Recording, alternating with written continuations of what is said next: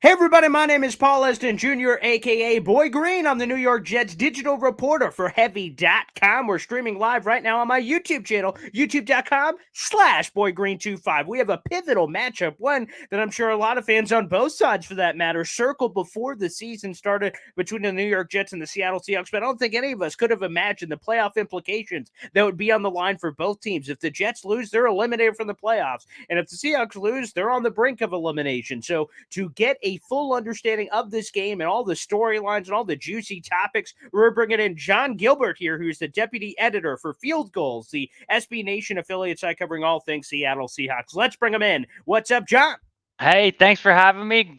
Like you say, a surprising, potential playoff matchup or elimination matchup this weekend. I don't know if either team expected to be here, but I'm happy to be here, happy to discuss what, the going on. So.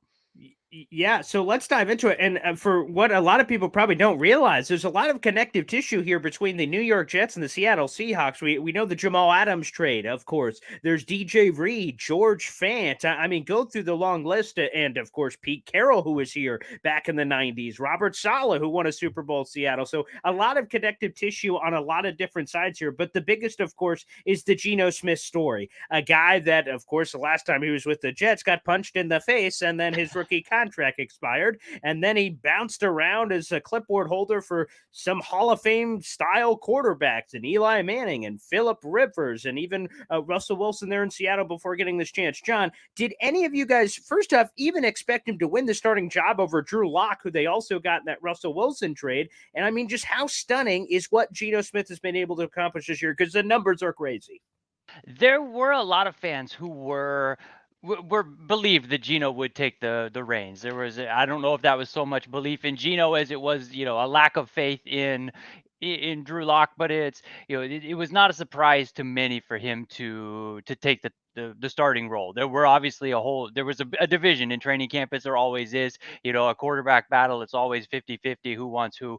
And then when he came in, and like you said, he spent 5 years basically sitting behind Hall of Fame caliber quarterbacks. And it's obvious Mm-hmm. that he spent his time learning, he spent his time figuring out how to play in the NFL, because when he did come in, he was sharp, he was accurate, he was making his reads, he was delivering the ball where it was supposed to be, following the process and doing what a quarterback's supposed to do. And it made perfect sense why he won the starting job. And it's been fantastic to see. It's been a great story for him. And then going forward, obviously the question becomes, what do you do now? Because again, heading into the offseason for the Seahawks, they've got Geno's unsigned, they've got Drew Lock unsigned. It's like we're right back where we were back in March 9th when we woke up with no quarterbacks on the roster. So 100%. And he's a Pro Bowler this year. Again, 70+% completion percentage, 3,800 yards, a 3-to-1 touchdown reception ratio, 27-9. And really, that number was even better before this recent slump of the Seahawks losing 5 of 6 and some of the turnovers that were kind of sprinkled in there. So I guess I ask you, do you believe this Geno Smith thing is kind of a 1 year wonder, that if you were to sign him or another team, that he would go back to the Geno Smith that he was in the past? Or is this a legitimate product that we've seen this year that can be here not only for this season, but many seasons moving forward? I think he's absolutely a legitimate product because he's playing within the system. He's following the process. He's not, he's creating within structure. He's not freelancing. It's not things that are, that he can't be repeated, that he can't do it over. Everything that he's doing it by playing within himself, playing within the system, making the reads he's supposed to read and deliver, getting the ball where it's supposed to be. Now, if he goes somewhere else, or if he stays in Seattle, does that mean he's going to have a 70% completion percentage next year? Is he going to have 3-to-1 touchdowns to interceptions? Maybe, maybe not. It's possible, but he would have respectable numbers. I don't think he's going to go out there and just fall flat on his face if he signs a contract. But it's always a possibility. But it's because he's playing in a way it's his production can be repeated. He can do it going forward.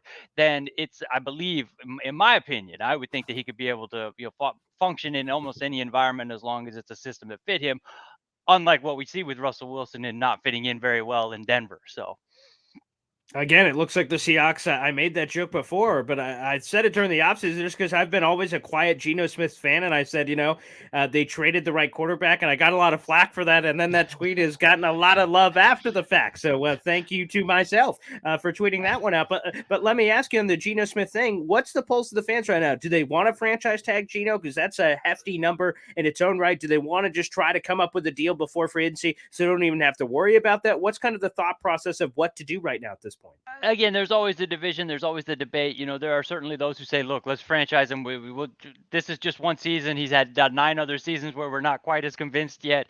So let's give it a second season. Then we'll worry about a bigger contract." And then there are others who say, "Look, the franchise tag. It's so much money. It's 31 or 32 million, whatever it's going to end up Hmm. with. That's going to eat up all of our salary cap money, and we have so many other holes that we need to address in the trenches and in the secondary and everywhere else. So let's hold off on that." So it's an interesting function. My guess is what will happen is that we'll get close to when they would have to franchise tag him, and we'll see some kind of contract extension, whether it's 3 years, 4 years. That's 130 million, 150 million, whatever it is, and that in reality it's going to be a 2-year, 62-year, $70 million deal that's kind of heavy on guarantees, but that gives the team an out after a year or two.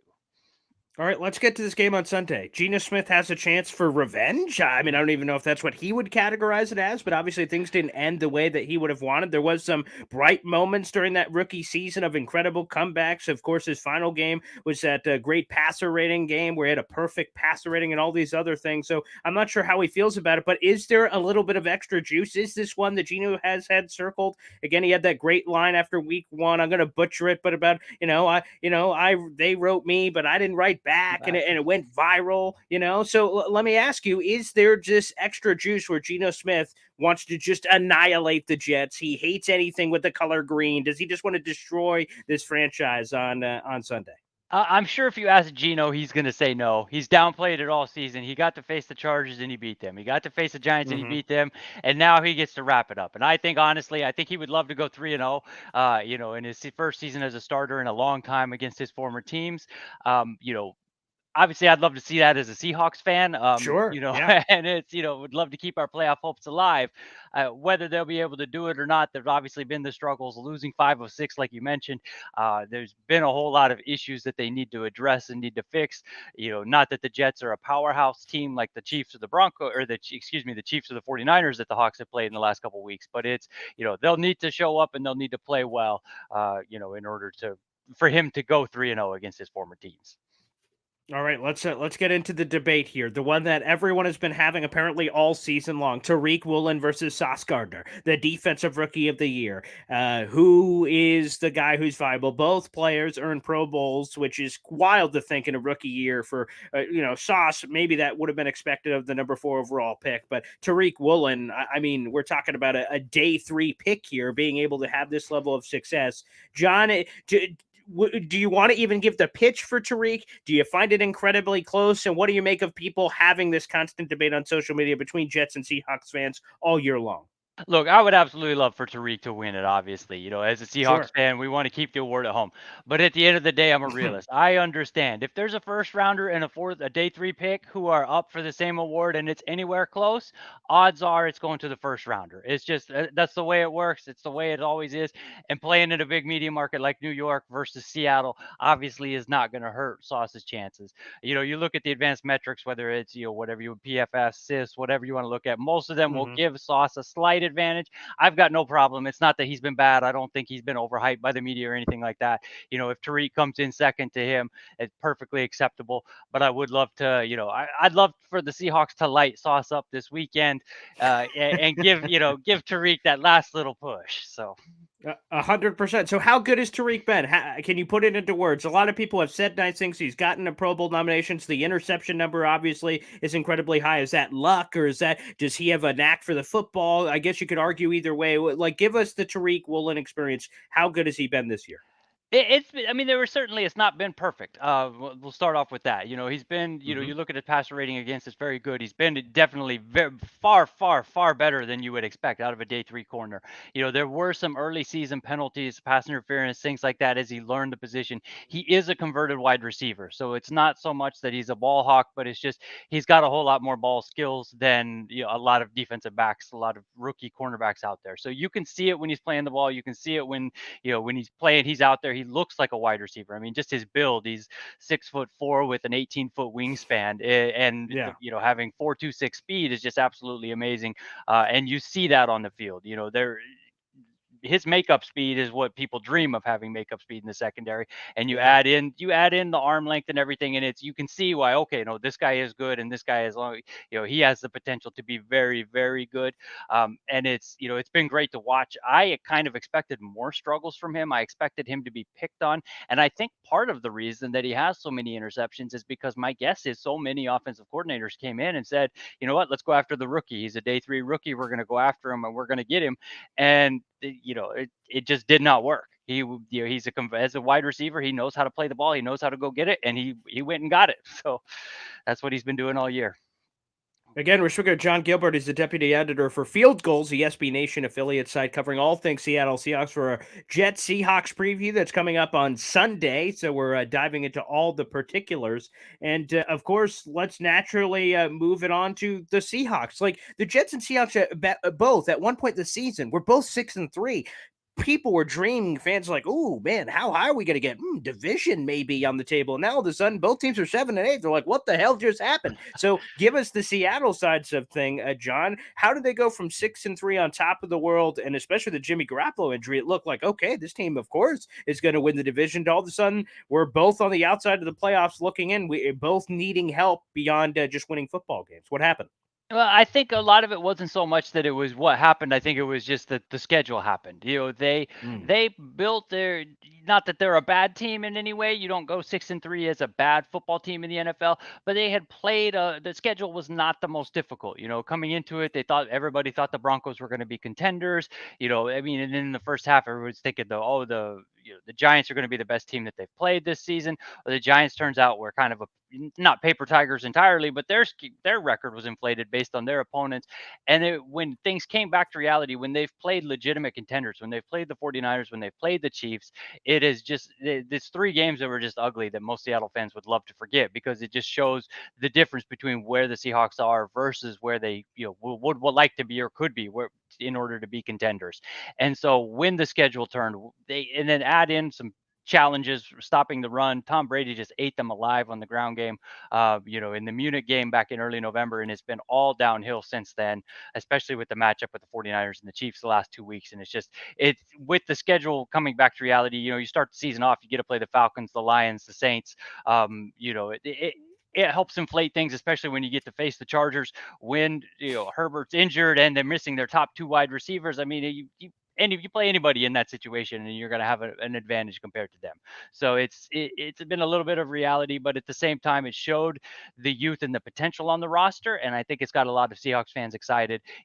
Maybe the excitement for the second half of the season and the potential division title didn't play out like we had hoped it would, but certainly for 2023, the pieces are there to compete going forward. All right, let's flip to the offensive rookie of the year, which also is a contest between Jets and Seahawks. What a wild it is, and wild drafts for both teams. On the Jets side of things, once again, a number 10 overall pick, a first-round pick in Garrett Wilson, who seems to be the betting favorite in most markets, and then Ken Walker, who is a second-round draft choice. And obviously, there's been some up and downs natures with him. Again, what's the pitch here? How is this close? Do you envision this being close? That's what a lot of fans are talking about on social media, that this is another one that if you lean one way or another through the final 2 weeks of the season, it could go either way. Is that do you interpret it in a similar fashion? I think if Walker absolutely exploded, if he had 150 yards this week and 150 yards next week and put 3 or 4 touchdowns on the board over the course of that, then I could see him in the discussion. But he just hasn't been as consistent as I think you would like to see out of the offensive rookie of the year. His production isn't what Wilson's is, and it's just again, the Seahawks fan, I'd love to see Walker win it, but I just don't think that he will. I mean, he certainly has the potential to be the first Seahawks running back to go over 1,000 yards since Chris Carson, who would be the third, with under Pete Carroll with Marshawn Lynch. But just with the inconsistency that's there, he certainly has the big plays, but he's got a whole lot of nothing plays as well. And as he learns and he adjusts and he becomes accustomed to life in the NFL, that's when going forward, you can certainly see the potential. I'm not worried about it, but he's pushing too hard and he's trying to make a big play, wants to score, run for 75 and a touchdown on every single time he takes the ball. And that's leading to some negative plays as he's trying to bounce things that he could bounce at Michigan State that you cannot bounce in the NFL. So maybe it is that learning process, and you already answered this question, but I'll still follow up with it anyway, just for clarity. Do you think that some of the struggles, because I've seen it like in the overall stat sheet when I was looking at the Ken Walker stats, I would see these explosive games, and obviously he's got 9 touchdowns on the year, so those numbers are wow numbers. But there's also been times this season that I just see random games here of 47 yards, 36, 26, 17, like 29, 19, 10 of just random games on the schedule. Is that Ken Walker trying to just hit a home run every time? Is it that sometimes the defense is playing, the Seahawks offensive line, a convolution of kind of a lot of those factors? What is it with Ken Walker that's led to kind of this up and down nature? I think it's a combination, like you say. It's a very young. When the Seahawks have one of the youngest, least experienced offensive lines in the league, Mm-hmm. and they've been good for as far as young lines go, but they have struggled at times. They've struggled to open holes. Because of that, it feels like he may be pressing and he may be trying to bounce it, and he may be trying to hit a home run on every play. There's you can find highlights of giant gaping holes in front of him on Twitter, and then he's bouncing it to the outside because he's trying to hit a home run. He The thing about his touchdowns are that when you look at him, there's a disproportionate amount of them that are from far away. There are long touchdown runs, and Mm-hmm. you're not seeing that. You don't see the consistent, the 2, 3, 4 yard touchdown runs like you would expect of someone who's got 9 touchdowns as a rookie. It's when Right. he's a lot of them are very, it's 69, 75 yards, and you kind of see, okay, that's where maybe he thinks that he can do the things that he did at Michigan State. It worked a Mm. couple times, earlier in the year, whether with defenses weren't looking for it, they weren't prepared for it. But now that defenses, they have some tape on them, they know what they're looking at. It's led to a lot of those games, like you said, there were 11 carries for 36 yards because he struggled you know, to stay within the system. He looked fantastic in the second half of the Chiefs game, and then he came out later and said, one of the things I did differently was I was more decisive. I was more, I wasn't as, just following my reads, going where I'm supposed to go, and doing what I'm supposed to do and playing within the system. All right, let me ask you about one of these revenge angles, and there's a lot. There's a lot of connective tissue we just mentioned at the beginning of the interview between these two teams, but the one that perhaps is the most juicy, the most interesting, is DJ Reed. So the Jets pivot to him. The Jets are going big name hunting. It appeared in the free agent market for the top corners like J.C. Jackson and Stephon Gilmore's, and ultimately they settle in quotation on a guy in DJ Reed. And as soon as he comes over in his first press conference, we reshared the clip on Twitter today. DJ Reed said he felt "quote unquote" disrespected by the Seahawks contract offer that they provided or offered to him. And he said he wanted to stay in Seattle, but the price didn't work out, is what he said. Pete Carroll was asked about that this week. We also shared that clip, and he kind of like avoided the question when he was asked, "Was there any serious intention to bring him back?" He just said, "Wow, that was a lot of money that he got with the Jets. Like, good luck to him." So kind of avoided the question. So, what is there a legitimate beef here between DJ Reed and Seattle, and how do Seahawks fans look at all this as well, considering those factors? I'm not really certain whether there's a legitimate beef or not, but it seems like it's not the first time we've heard this story. When Golden Tate left, or when other free agents have left, typically will see it when there is a Seahawks player who, maybe on their rookie contract, they put together one solid season, and the Seahawks have hesitated to extend those guys in the past, or when they've offered them, you will often hear that, oh, okay, he went elsewhere, the Seattle offered, but it was a low ball. It wasn't, I got more money elsewhere. And so it's not the first time we've heard this story. It's not the first time we've seen Mm, this song and dance. So it's certainly, I don't know if you would call it a beef, but it's just, I think, at the end of the day, yeah, Reed's going to use that as a chip on his shoulder. He seems like that type of guy, but I don't think at the end of the day, there's going to be any bad blood, 5, 10 years down the road between he and Pete Carroll.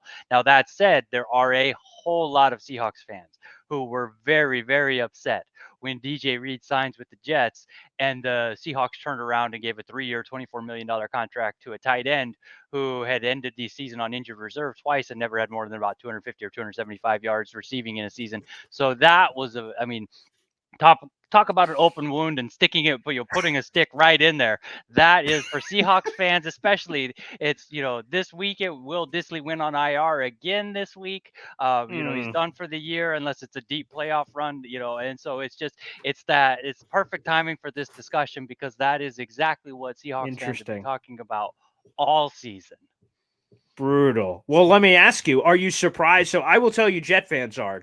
I will answer my own question from a Jet fan perspective. When the Jets signed DJ Reed, we kind of went, okay, 5'9" corner. We don't really know what the expectations are. And then he was elected a Pro Bowl alternate this year. And if probably Sauce wasn't on the team, he would get even more love from both the national, really national audience in terms of how he's been able to perform this year, because his pass deflection numbers are high and a lot of the analytical numbers are high for DJ Reed as well. But like, are Seahawks fans surprised with how well that he's played in New York, or is that someone they're like, oh yeah, we knew DJ Reed was good, and now the rest of the NFL is figuring it out once he was in that New York market? No, absolutely. I think a lot of Seahawks fans were he was a waiver claim that the 49ers let him go because of the pec muscle injury or whatever during the Right. summer.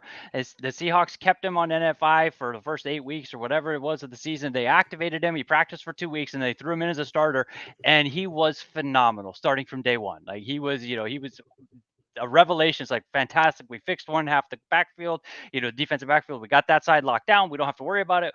And he's young. I think he's 26 now, and it's Mm-hmm. okay.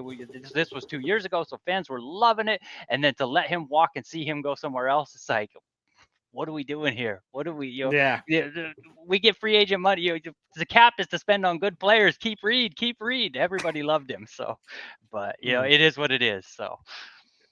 100%. But no, we're glad that the Seahawks apparently did not want to, because he has become a fan favorite and one that Jet fans have certainly rallied around. All right, well, let's finish it off with this. This is prediction time, and again, it is simple for the Jet side of things anyway, and maybe just as simple for Seattle. If the Jets lose, it's just over. I mean, there's no other path. They are eliminated the moment they lose, potentially to the Seattle Seahawks on Sunday. So the Jets know what's at stake, and obviously for Seattle, it's a very similar territory. How do you foresee this game playing out? Because both teams, quite frankly, are slumping. The Jets have lost 4 in a row, 6 of their last 8. The Seahawks have lost 5 of their last 6. But somebody's got to win this gosh darn game, I think. I mean, maybe we could get Ty in there, but I mean, somebody's got to win. Let's maybe that's just the way it's going to go, John, I guess. But what's your official prediction for how this plays out on Sunday? I really feel like when things go wrong and the Seahawks are trying to right the ship, it feels like under Pete Carroll they go into a almost an ultra conservative, let's just run the ball, play it super safe, avoid turnovers, avoid mistakes,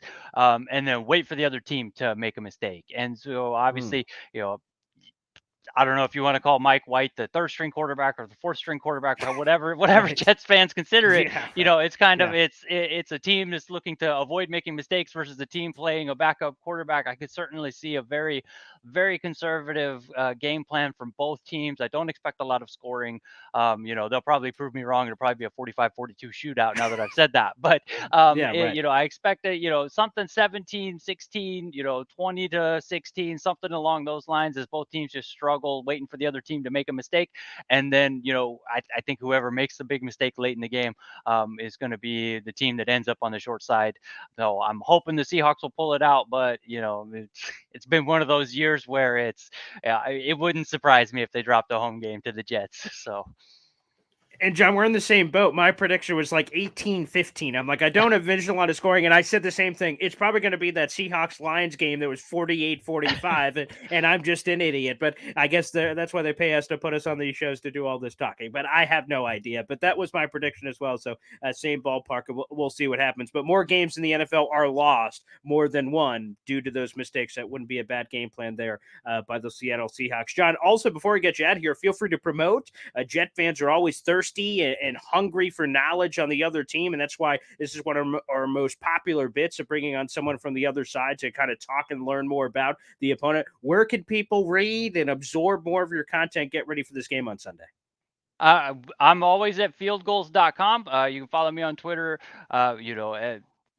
John P. Gilbert NFL, but Field Goals is going to be where all of our site is. We've got a full staff of people putting together content, and more than happy to have Jets fans come visit, comment and partake in the discussion and enjoy the game this weekend. All right, beautiful. Thanks, John, for checking in, and good luck on Sunday. We'll see what happens. It should be a doozy, and Thank you looking for forward having to me. it.